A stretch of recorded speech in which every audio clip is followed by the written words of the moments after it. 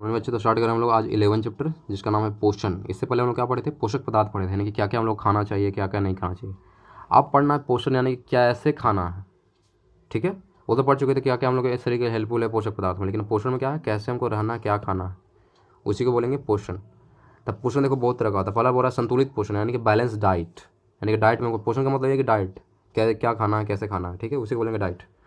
तो पहला पढ़ रहा है संतुलित पोषण, यानी कि बैलेंस डाइट। इसमें बोल रहा है कि आजकल दूध को संतुलित आहार नहीं माना जाता क्योंकि इसमें आयरन और विटामिन सी का अभाव होता है।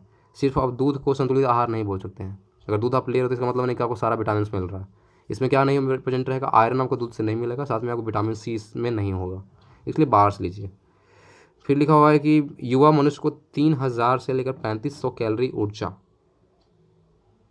उत्पन्न करने लायक भोजन की आवश्यकता होती है। डेली कितना खाना चाहिए, देखिए युवा अगर मनुष्य हो तो उसको कम से कम कितना डेली चाहिए, 3000 से लेकर 3500 कैलोरी ऊर्जा वाले भोजन खाने चाहिए। 3000 से लेकर 3500 कैलोरी, अगर ज़्यादा आप मेहनत करें तो 3500 कैलोरी, नॉर्मल है तो 3000। ठीक है, नेक्स्ट पॉइंट में लिखा हुआ है कि भोजन में लगभग 90 ग्राम प्रोटीन, 400 से 500 ग्राम कार्बोहाइड्रेट और 50 से लेकर 70 ग्राम वसा तथा अन्य आवश्यक तत्वों का होना आवश्यक है। सोच लो, अगर डेली आप खाना खा रहे हो तो 3000 से 3500 कैलोरी अगर आपको चाहिए तो क्या क्या खाना पड़ेगा आपको।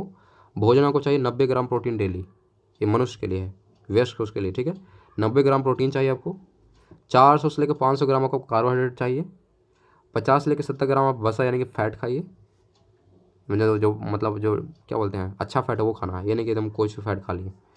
ठीक है, तो 50 से 70 ग्राम आपको फैट चाहिए। तो ये 3 चीज़ आपको याद रखना है, 90 ग्राम प्रोटीन, 400 से लेकर 500 ग्राम कार्बोहाइड्रेट और 50 से लेकर 70 ग्राम फैट। ठीक है, नेक्स्ट पॉइंट पढ़ते हैं। इसमें लिखा हुआ है कि खाद्य पदार्थों को सुरक्षित रखने के लिए सोडियम बेंजोएट का प्रयोग करते हैं। कोई भी खाद्य पदार्थ को बहुत दिनों तक अगर सुरक्षित रखना है तो इसलिए क्या इस्तेमाल करते हैं, सोडियम बेंजोएट का इस्तेमाल करते हैं। इसका फॉर्मूला आता है C6H5COONA, C6H5COONA, सोडियम बेंजोएट का इस्तेमाल करेंगे इसलिए खाद्य पदार्थों को सुरक्षित रखने के लिए। ये पॉइंट आप याद रखिएगा। ठीक है, काफ़ी छोटा छोटा चैप्टर, ध्यान दीजिएगा। नेक्स्ट पढ़ते हैं भोजन और उसके अव्यय। कौन कौन से भोजन है भाई, तो लिखा है भोजन वे पोषक पदार्थ है जिनको जीव कार्य के लिए, वृद्धि और ऊतकों के टूट फूट की मरम्मत के लिए, विभिन्न जैव प्रक्रमों को सुचारू रूप से कायम रखने के लिए करता है। इसमें 3 प्रमुख वर्गों में विभाजित किया गया।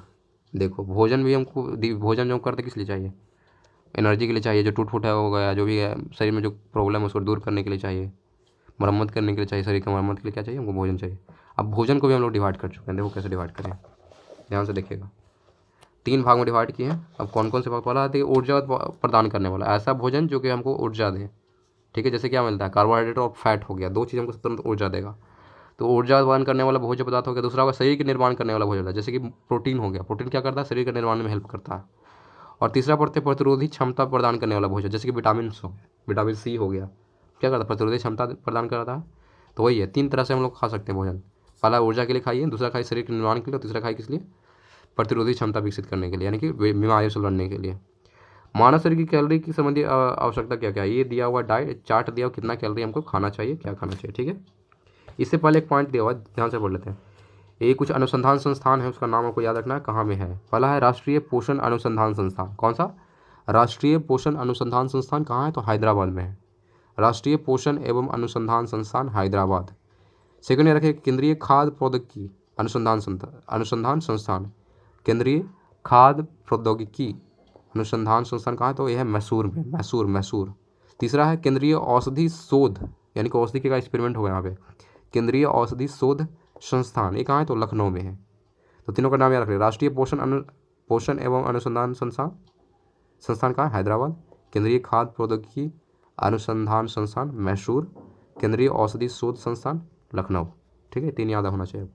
नेक्स्ट पढ़ रहे थे, जो कहाँ हम लोग पढ़ रहे थे कि कितना कैलोरी हमको एनर्जी चाहिए। तो ध्यान दीजिएगा यहाँ पे, कार्य की प्रकृति क्या है, पुरुष के लिए अलग है और स्त्री के लिए अलग है। पहला है कि हल्का काम करने वाला, जैसे स्टूडेंट वगैरह हो गया, ज़्यादा काम नहीं करता, तो हल्का काम करने वाले के लिए कितना चाहिए, पुरुष अगर है तो उसको चाहिए मात्र 2000 कैलोरी, 2000 कैलोरी चाहिए उसको। ठीक है, अगर वही स्त्री है तो उसको थोड़ा सा ज़्यादा चाहिए, क्योंकि महिलाएं थोड़ा ज़्यादा काम करती है, इसलिए याद रखना 2100 कैलोरी होगा, क्योंकि महिलाएं ज़्यादा काम करती है, होगा 2100 कैलोरी होगा स्त्रियों के लिए।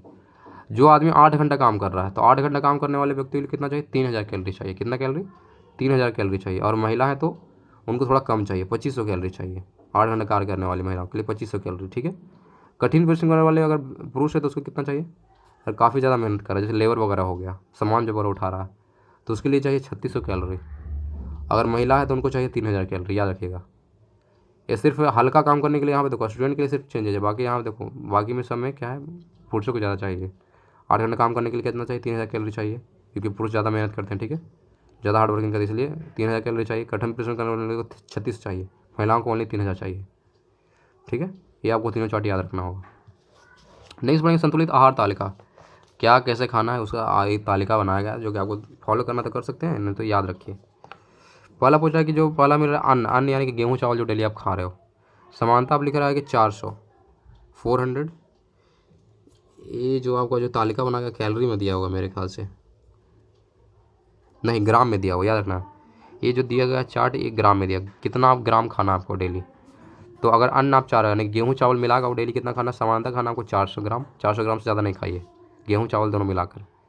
अगर मध्यम खाना चाह रहे हैं, सामान नहीं इतना खाइए, अगर थोड़ा सा मीडियम लेवल का ज़्यादा मेहनत कर रहे हैं तो 520 ग्राम खा सकते हैं, काफ़ी ज़्यादा मेहनत कर रहे हैं तो 670 खा सकते हैं, ठीक है। ये था पुरुष के लिए। अगर महिला है तो महिला के लिए याद रखो, देखो तो सिंपल पहले हम सामान पहले पढ़ लेते हैं, उसके बाद बारे बारे पढ़ेंगे। तो याद रखिएगा, अन्न यानी गेहूँ चावल का चाहिए किसी वयस्क मनुष्य को चाहिए कितना, समान मनुष्य को 400, महिला है तो 410 चाहिए, 410 ग्राम। दाल कितना चाहिए, तो 40 ग्राम दाल खाइए डेली, महिला को भी 40 ग्राम चलेगा, ठीक है। पत्तेदार सब्जियां बोल रहा था, पत्तेदार सब्जी कितना खाइए, तो पत्तेदार सब्जियां खाइए आप 40 ग्राम, ये भी खाइए। महिला को पत्तेदार सब्जियां ज़्यादा खाना चाहिए, क्यों खाना चाहिए, क्योंकि उनको ज़्यादा चाहिए क्या, आयरन चाहिए ज़्यादा, और साथ में क्या चाहिए था, कैल्शियम ज़्यादा चाहिए, इसीलिए तो महिला को क्या खाना चाहिए, पत्तेदार सब्जियां ज़्यादा खाना चाहिए, 100 ग्राम खाना चाहिए उनको, ठीक है। नेक्स्ट पढ़ेंगे जो सब्जियां, अन्य सब्जियां जो नॉर्मल सब्जियां हैं वो कितना खा सकते हो, 60 ग्राम खा सकते हो आप, महिला खा सकती हैं 40 ग्राम। दूध की बात करें, दूध जो आप ले सकते हो 150 ग्राम डेली लो सामान्यतः, महिला तो 100 ग्राम से काम चल जाएगा, ठीक है। नेक्स्ट पढ़ेंगे लिखा हो कंदमूल, कंदमूल जो खा रहे हो ओनली 50 ग्राम खाओ, महिलाओं के लिए 50 ग्राम सेम ही है, ठीक है। गुड़ या शक्कर खा रहे हो तो कम से कम खाओ, 30 ग्राम खाओ डेली, महिला हो तो 20 ग्राम, ओनली 20 ग्राम। बसा और तेल की बात की जा रही है, बसा यानी कि फैट और तेल की तो जनरली मैक्सिमम खा सकते हो 40 ग्राम, उससे ज़्यादा नहीं, 40 ग्राम। अगर महिला हो आप तो ओनली 20 ग्राम खाओ, ठीक है।